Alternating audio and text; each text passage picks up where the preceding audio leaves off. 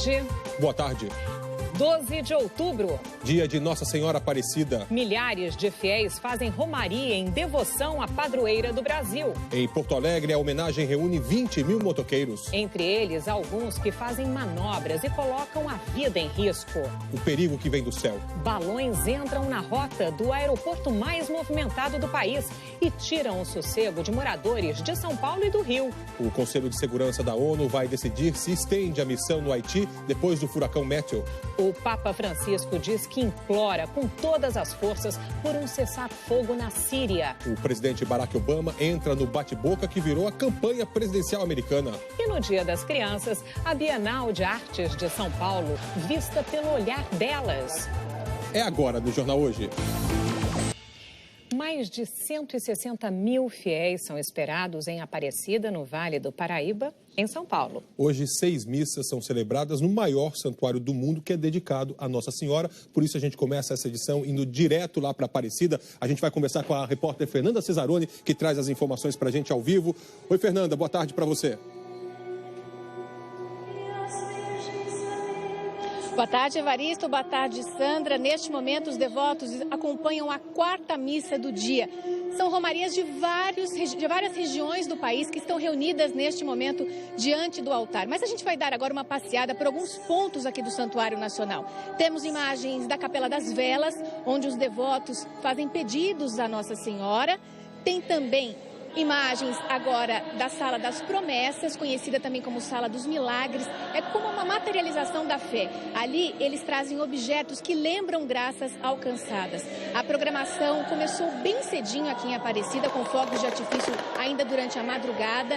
Teve uma missa em homenagem às crianças, uma missa principal às 9 horas da manhã, em que a imagem de Nossa Senhora foi recebida com muita emoção, com chuva de papel picado, como vocês estão vendo. A programação agora à tarde continua. Tem mais 2 missas, tem também uma procissão pelas ruas do centro da cidade e um show musical. A imagem de Nossa Senhora hoje aqui na Basílica Nova, no Santuário Nacional, ela fica bem protegida numa parte alta do santuário, como você vê aí, atrás de um vidro blindado. Mas em 1978, uma pessoa, durante uma missa na Basílica Velha, tentou pegar essa imagem. Ela caiu e quebrou em dezenas de pedaços. Veja a reportagem de Arthur Costa. Um vidro blindado de 205 quilos protege a imagem símbolo da devoção de milhões de católicos. A estrutura brilha. É o lugar mais visitado da Basílica. O atentado de 1978 aconteceu nessa igreja, hoje conhecida como Basílica Velha. E quem viveu esses momentos tão de perto não se esquece dos detalhes, mesmo mais de 30 anos depois. A missa transcorria normalmente. Nesse momento, quando batiu o sino pela primeira vez, houve um apagar das luzes aqui dentro da Basílica Velha, né? E essa luz foi voltando aos poucos. Aí, ao olhar para o nicho de Nossa Senhora, houve um barulho. Quando eu levantei a minha vista, eu olhei, deu para ver claramente os braços, né, dessa pessoa retirando a imagem do nicho, né? Aí foi todo aquele alvoroço, foi todo aquele momento de pânico, onde as pessoas começaram a gritar realmente que estavam roubando ou tentando roubar a imagem de Nossa Senhora. Eu vi que a imagem estava no chão, totalmente quebrada, né, toda espatifada. A responsável por colar a imagem que estava em pedaços foi Maria Helena Chartuni. Foram 33 dias de trabalho. Havia todo um ambiente de cobrança, de tragédia, de drama. Para surpresa dela, o maior desafio da vida ainda teria um segundo capítulo. No dia 16 de maio de 79, eu fui procurada. Falei, o que aconteceu? Vocês quebraram de novo? Não, pior. A imagem foi repintada com tinta automotiva e o padre Isidro repintou ela. Mas por que ele fez isso? Eu achei que era mentira. Comecei a retirar a tinta. Mas nada marcou tanto quanto o retorno da imagem à Basílica. Foi uma sensação muito boa.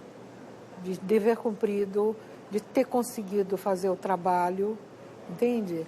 De ter devolvido a imagem, ao original dela. O homem que atacou a imagem da santa foi detido no dia do atentado, em 1978.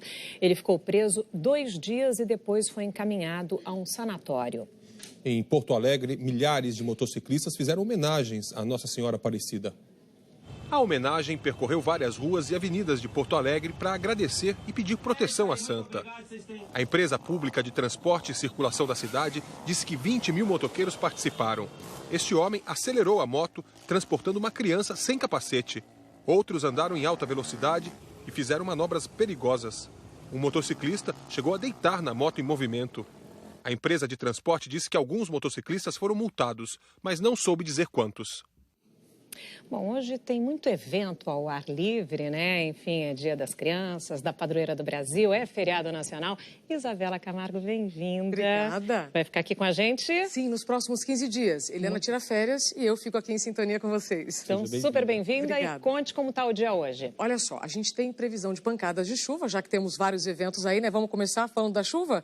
Então, é melhor você dar uma olhada aqui no mapa, porque as condições do tempo deixam a atmosfera bem estável e pode chover forte em toda essa área destacada do mapa. Então, vamos passear? Se você puder espiar aqui e se localizar melhor, senão eu vou te contar. Norte de Rondônia, Acre, Amazonas, Roraima, norte do Pará, Amapá. E aí desce aqui pelo centro do Pará, vai pelo leste de Goiás, Brasília também, pancadas de chuva mais tarde.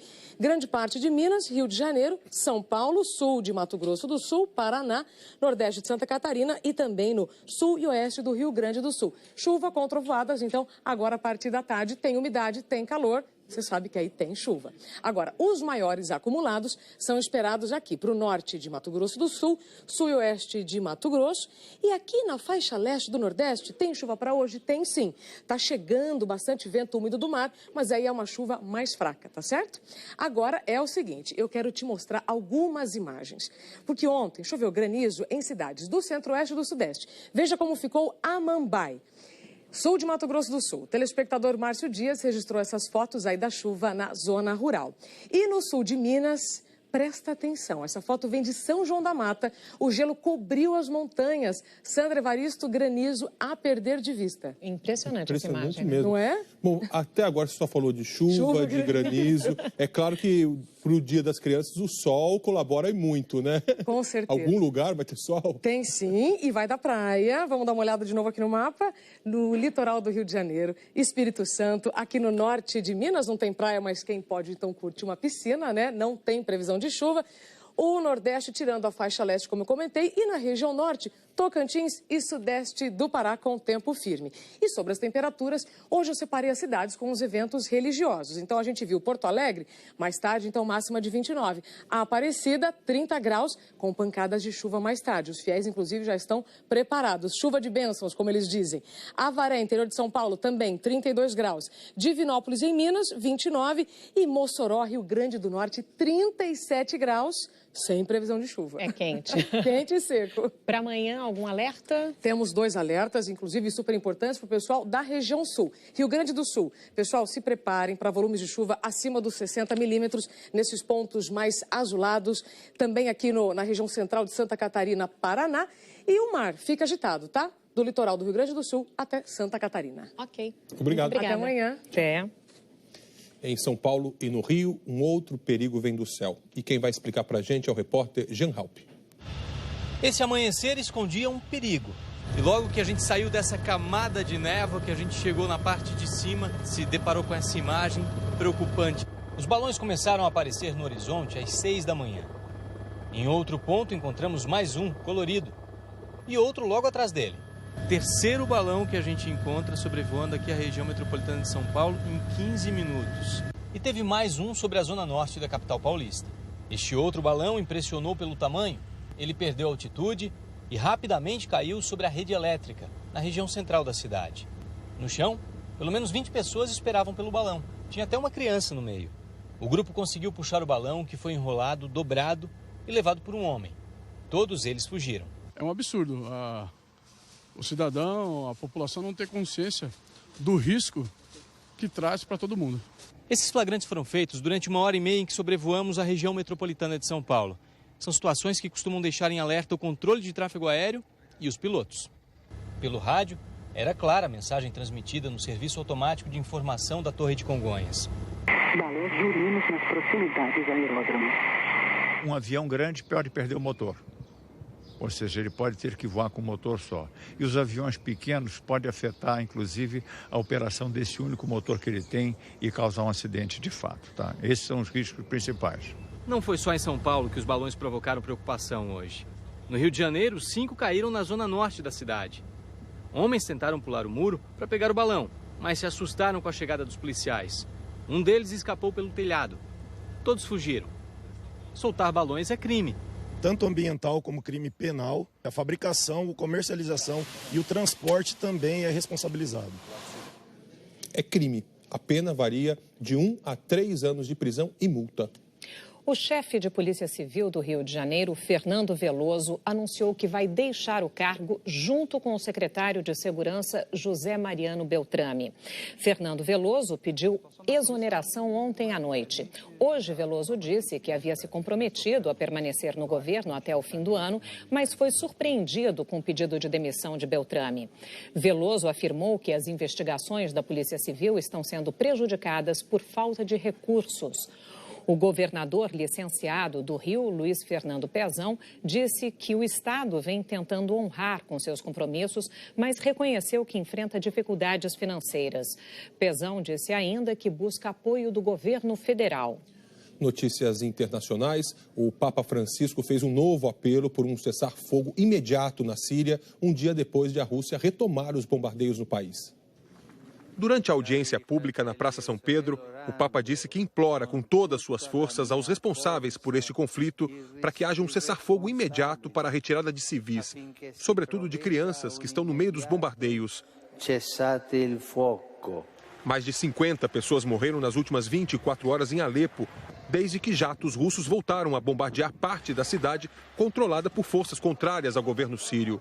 O alto comissário das Nações Unidas para os Direitos Humanos, o jordaniano Zeid Raad al-Hussein, criticou o Conselho de Segurança da ONU por não fazer nada para parar os bombardeios.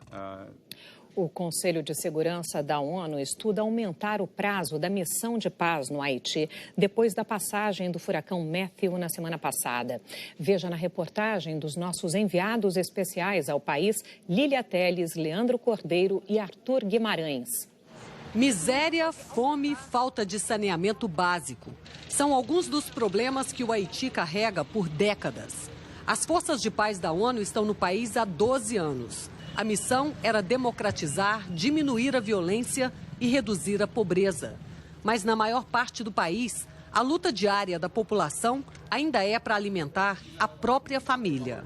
A avaliação da ONU é de que houve avanços aqui. O Conselho de Segurança das Nações Unidas vai decidir se as tropas saem em abril de 2017. O momento é complicado. A ONU estava organizando a eleição presidencial. O furacão Matthew provocou o adiamento e encontrou o Haiti ainda com muitos desafios. Nós precisamos manter as tropas em ajuda humanitária. Se as eleições forem marcadas para daqui a 3 semanas, eu vou ter que retirar tropas que estão fazendo apoio, prestando apoio à população para redistribuí-las no país para as eleições. Não é a melhor situação. Por todo o Haiti ainda existem sinais do terremoto de 2010. Aqui nesse lugar em Porto Príncipe foi montado um acampamento provisório para onde foram trazidos moradores que perderam tudo. Os barracos acabaram sendo substituídos por casas com revestimento metálico. Mas isso foi feito pelas próprias famílias que vivem aqui, ainda em situação precária. O Haiti mal tinha se esquecido e nem tinha se recuperado do terremoto quando veio essa nova tragédia. Por aqui, a opinião dos haitianos é de que o Matthew pode ser mais uma prova de que o Haiti não está preparado para seguir com as próprias pernas. Seria difícil o socorro chegar aos lugares mais distantes e afetados se não fossem as tropas de engenharia das Forças Armadas Brasileiras, que abriram caminhos durante o furacão. Com o desastre veio o agravamento da cólera, uma das grandes ameaças à saúde pública. Só depois do furacão foram registrados 200 novos casos. 13 pessoas já morreram até agora. A embaixada americana em Porto Príncipe vive lotada de gente pedindo visto para entrar de forma legal nos Estados Unidos. Mas muitos cidadãos do Haiti continuam cruzando a fronteira de forma clandestina, sem saber se vão encontrar abrigo em algum lugar do mundo. E a menos de um mês das eleições presidenciais nos Estados Unidos, o clima da campanha esquentou. Até o presidente Barack Obama se envolveu na troca de farpas entre a candidata dele, a democrata Hillary Clinton, e o republicano Donald Trump, que está perdendo apoio dentro do próprio partido. Vamos dar um pulinho lá em Nova York para conversar com Fábio Turci, que está acompanhando tudo. E aí, Fábio, quais são as notícias de hoje? Boa tarde, Sandra, Evaristo. Boa tarde a todos. A campanha está animada e cada vez mais de baixo nível, Sandra. O presidente Obama fez um discurso duro contra Trump. Disse que, por causa do que diz, Trump não serviria nem para trabalhar numa loja de conveniência em posto de gasolina. Ele também pressionou os líderes republicanos que ainda apoiam Trump. Muitos outros retiraram o apoio depois da divulgação do vídeo em que Trump fala de mulheres com grosseria. A crise na campanha de Trump pode até mexer no mapa eleitoral americano. Em alguns estados tradicionalmente republicanos, como Geórgia e Arizona, a candidata democrata Hillary Clinton passa a ter chance de vencer. Trump diz para os eleitores não acreditarem nas pesquisas de opinião. E depois de declarar que estava feliz por se livrar das correntes do Partido Republicano, ele fez campanha num dos estados mais decisivos desta eleição e atacou a adversária. Na Flórida, Donald Trump disse: a eleição de Hillary Clinton vai levar à destruição do nosso país. Mas não é só o partido de Trump que tenta assustar o eleitorado. Essa propaganda da campanha de Hillary, por exemplo, diz que os negros americanos têm tudo a perder se Trump vencer. O nível dos ataques fica pior a cada dia. Esse comercial pró-Trump, divulgado ontem, mostra Hillary cambaleando quando teve pneumonia e diz: Hillary não tem a força e o vigor para liderar em nosso mundo. Em outro estado decisivo, a Carolina do Norte, o presidente Barack Obama, aliado de Hillary, afirmou que Trump não tem o temperamento, bom senso ou honestidade básica que um presidente precisa ter. Sobre o vídeo em que Trump conta como pode apalpar e fazer o que quiser com mulheres, Obama disse que basta ser uma pessoa decente para dizer que isso é errado.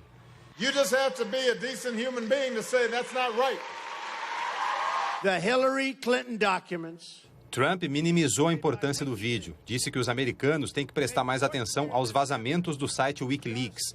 O site divulgou mensagens trocadas pela campanha de Hillary sobre a investigação dos e-mails dela. Quando era secretária de Estado, Hillary usou uma conta pessoal de e-mail para tratar de assuntos de trabalho, o que levou a acusações de falta de transparência e negligência com a segurança das informações.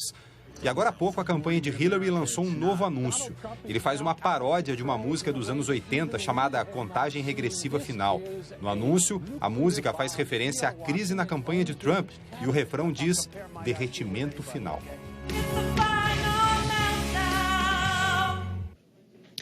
De volta ao Brasil, os preços mais em conta dos leilões estão atraindo muita gente interessada em fazer bons negócios. A reportagem é de Ricardo Soares. Foi um lance de paciência e de sorte. João, que vive de reformar carros antigos, arrematou esse aí, com mais de 40 anos de uso, baratinho no leilão, R$ 3.500. Um carro desse na mão de um particular hoje é em torno de 8 mil, do jeito que está. Então, no leilão, ele já ficou mais em conta. Eu já economizei na reforma do carro no preço. E restaurado é em torno de R$ 20 mil. Então, dá para você ter uma margem de lucro boa. Dá trabalho, mas ninguém ganha dinheiro sem trabalhar. O interesse de pessoas físicas por leilões disparou em 2016. Os pregões da Receita Federal, que são feitos pela internet, registraram 45% de crescimento no número de inscritos de janeiro a agosto, se a gente comparar com todo o ano de 2015. Eletrônicos e bicicletas usadas em competição são muito procurados. Os caçadores de oportunidade também baixam em peso nos leilões da Justiça do Trabalho em Belo Horizonte. A gente tem aqui galpões, prédios, casas, roupas, até urnas mortuárias a gente tem. Nesse leilão aqui, a Justiça autorizou que todos os bens sejam vendidos por, no mínimo, a metade do valor de avaliação. Mas para saber se o negócio pode ser considerado uma pichincha mesmo, só depois da batida do martelo. 23.500, É que no leilão, a lei da oferta e da procura pesa bastante. Quanto mais gente interessada num item, menos interessante fica a compra. Você tem que ir preparado, né? Pode começar com 18 mil e passar para 50. É um jogo. Você tanto pode ganhar como perder.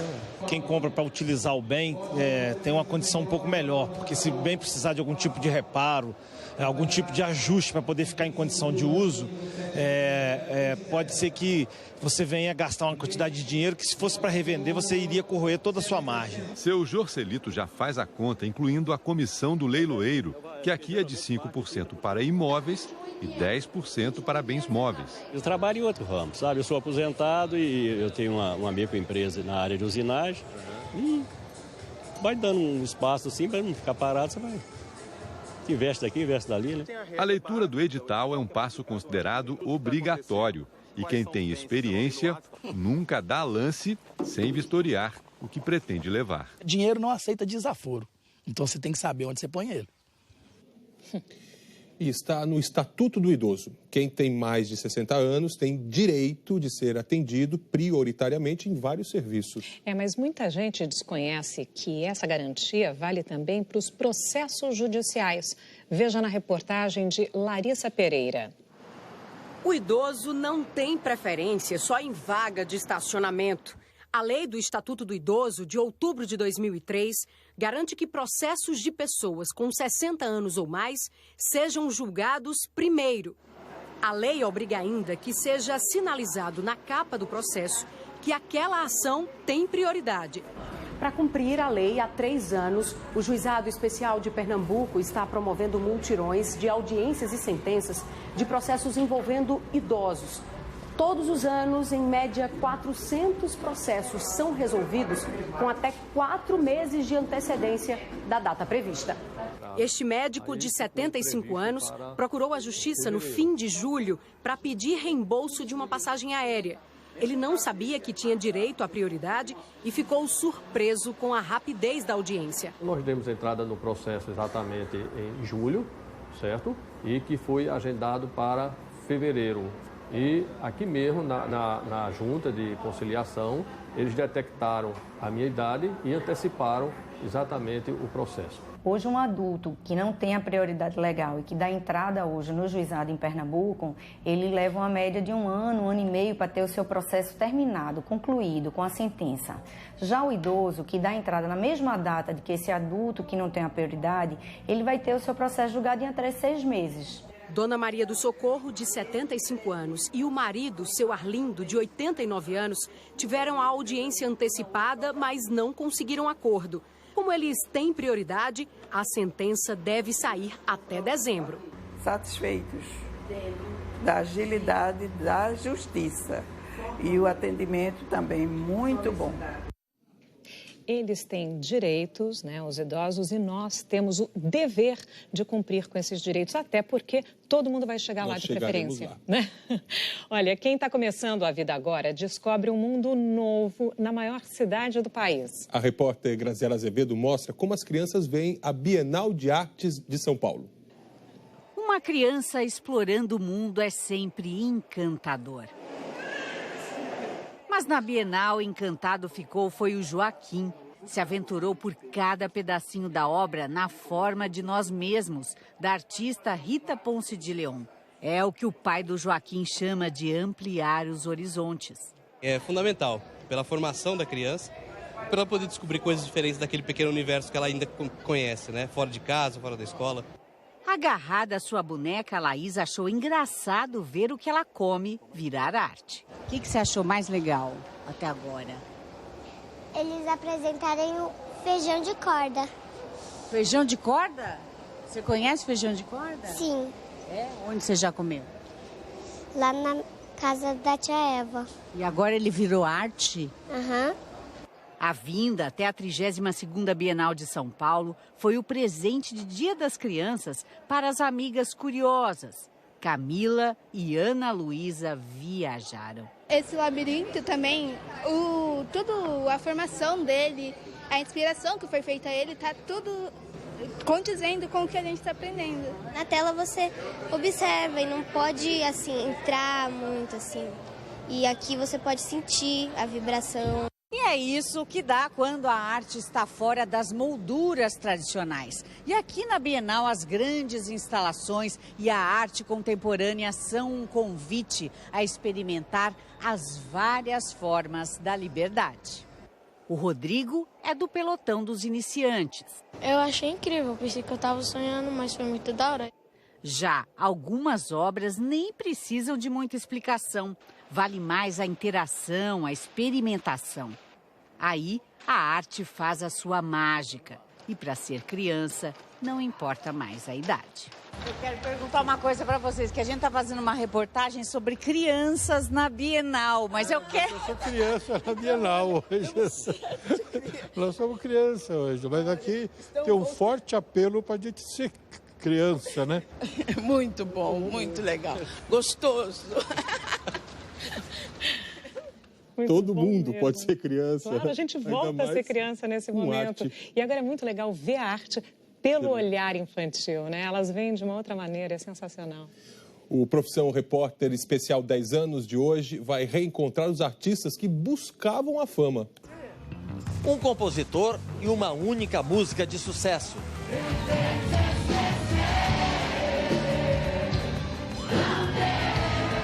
9 anos depois, as mudanças na vida de Cruz Gago, as rivalidades.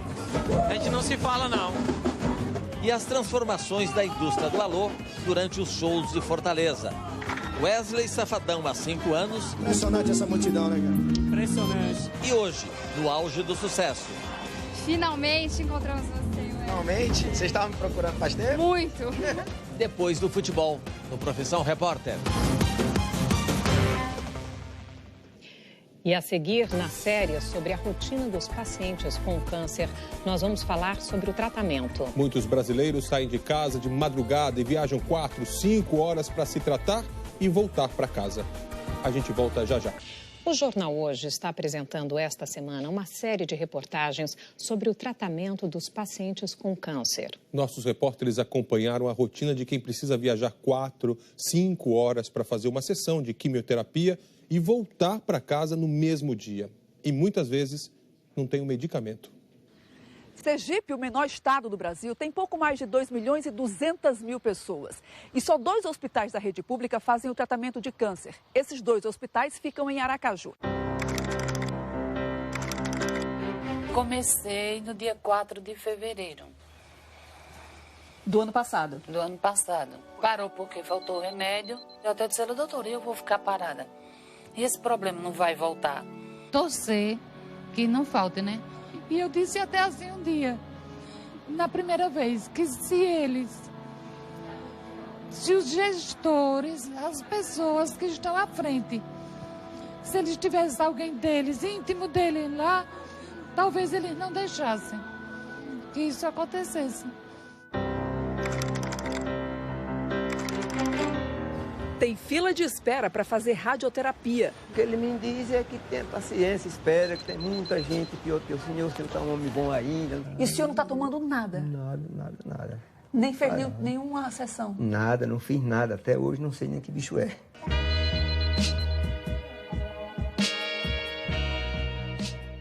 Eu estou na cidade de Jataí, interior de Goiás. São 325 quilômetros até a capital.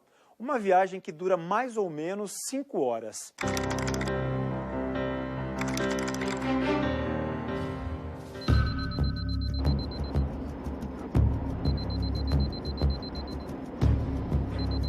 Eu venho só com a consulta marcada. A química não é certeza de fazer. Aí, se der para encaixar, eu faço. Se não der, fica marcada para outra data. E vocês gastam também com alimentação, não tem comida aqui, né? Gasto, tudinho, gasto. Cafezinho, vai um lanche, vai um almoço, uma água pra você tomar, é tudo comprado, tudinho. Por mais distante que seja Jataí, nunca pode parar no meio do caminho. Não tem uma estradinha, a maré enche, joga água ali na estrada. Eu tenho que sair um dia antes daqui para poder chegar na Barra, dormir na casa da minha filha, né? Para quando for 2h15 da manhã, atravessar a balsa para pegar a ambulância do outro lado, né? Agora são quase 2 horas da manhã, seu Otávio nem dormiu direito, né, com medo de perder a hora. Ele vai sair da casa da filha junto com a esposa, dona Neide, a gente vai acompanhar, porque ele vai andando de madrugada até a balsa. São 10 minutos de caminhada até a balsa, mais uns 5 de travessia, 18 quilômetros de ambulância até o pronto-socorro de Iguape e 250 quilômetros até Santos para fazer quimioterapia. Seu Otávio chega em Santos às 7. Agora eu vou colher sangue agora às 8 horas, né? E depois, 11 horas, fazer o melograma, né? Um exame para tirar líquido da medula? É, da medula, para saber o nível da doença, né? Não, o exame foi beleza. Cansado assim da viagem, né, com sono. Agora a gente vai pegar a van de volta, né, para Iguape, né? Mas seu Otávio só pode ir embora quando todos os pacientes que vieram com ele terminarem as consultas e as sessões de radioterapia. Não tem almoço, só um lanchinho na praça mesmo. E depois das 2 da tarde, eles vão para casa. A van chega em Iguape depois das 7 da noite. O peito tá doendo bastante, porque quando passa nesse dia começa a doer, né? Dói bacia, dói perna, começa a dar queima nas pernas, porque eu tenho meu mieloma múltiplo, né? Minha doença, né? É um câncer raro que atinge todos os ossos do corpo, né?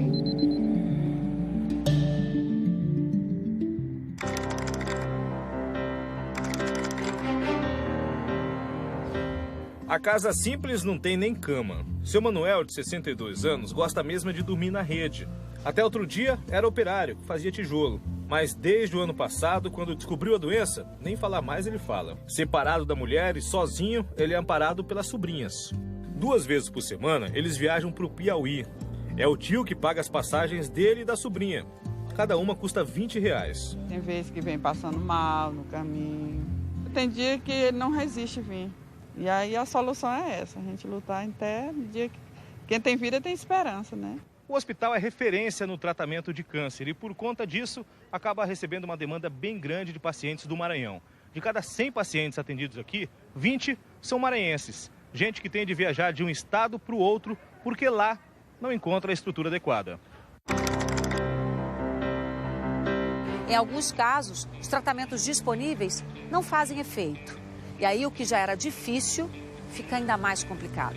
A quimioterapia não fazia mais efeito, então o oncologista passou para ele uma nova medicação que não faz parte das medicações disponíveis pelo SUS. E quanto custa essa medicação? Por mês, ela sai a R$ 27.620. E ele teria que tomar essa medicação durante 3 meses? Pelo menos. Eu não sei o que eu vou fazer. Então fica difícil até para eu olhar um futuro, mesmo que seja um futuro próximo. Aí nós entramos na justiça para poder ver se a gente consegue essa medicação. Nós estamos em Magé, a mais ou menos 50 quilômetros do centro do Rio de Janeiro. E a viagem da Selma para fazer a radioterapia começa aqui, com essa caminhada de mais ou menos 10 minutos até o ponto de ônibus mais próximo. Dali, a viagem dela deve levar mais ou menos 2 horas até o hospital. E a gente vai acompanhar.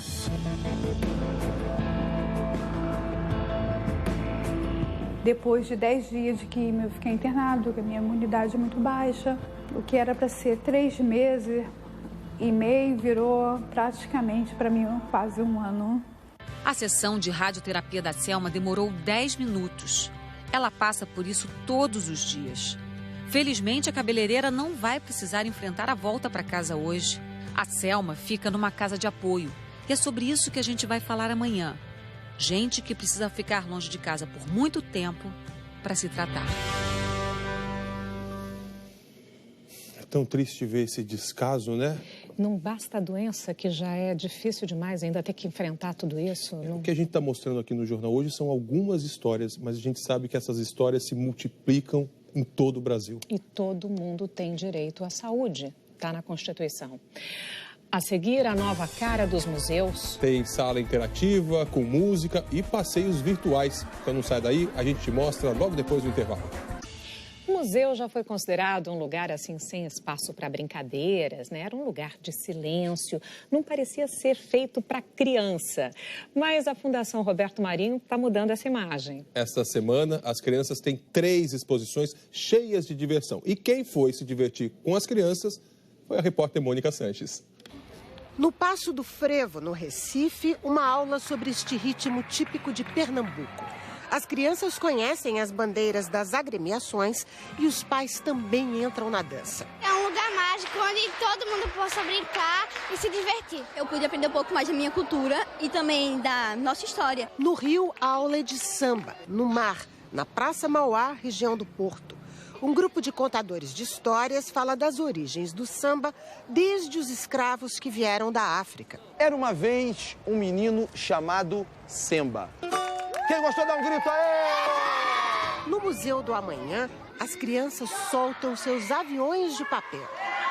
A atividade faz parte da mostra sobre o pai da aviação no Brasil. A exposição tem vários protótipos de criações de Santos Dumont e uma réplica em tamanho natural do avião Demoiselle. Aqui, as crianças podem participar de uma simulação de voo. A Cláudia, de 9 anos, escolheu sobrevoar a cidade do Rio de Janeiro. Parece que a gente está voando no céu. Você gosta de ir para o museu?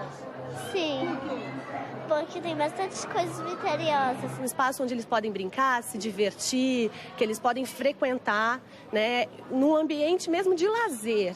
E essa relação afetuosa que cria com esse público vai continuar aí por muito tempo e vai ser capaz, acredito eu, de transformar, né, de trazer repertório para essa nova geração. Novas atividades, nova programação, novas ações. E nesse contexto as crianças se inserem de uma forma muito mais natural, né? Elas vêm agora não só com as suas escolas, mas passam a frequentar os museus com as suas famílias. O Ricardo veio de Brasília passar o feriado com as filhas no Rio e os museus da cidade estão na programação da família. O museu é um lugar para se brincar e se divertir. Fica mais legal, você brinca mais e conhece as coisas. É isso mesmo. A Fundação Roberto Marinho, instituição ligada ao Grupo Globo, concebeu os três museus em parceria com as prefeituras do Rio de Janeiro e do Recife. E esses museus já nasceram justamente para atrair todos os tipos de público. Dá para aprender brincando, né? Você acompanha outras notícias no Jornal Nacional. Uma ótima tarde para você. Boa tarde, feliz Dia das Crianças. Para você Sandra, também, para todas as crianças. E até amanhã.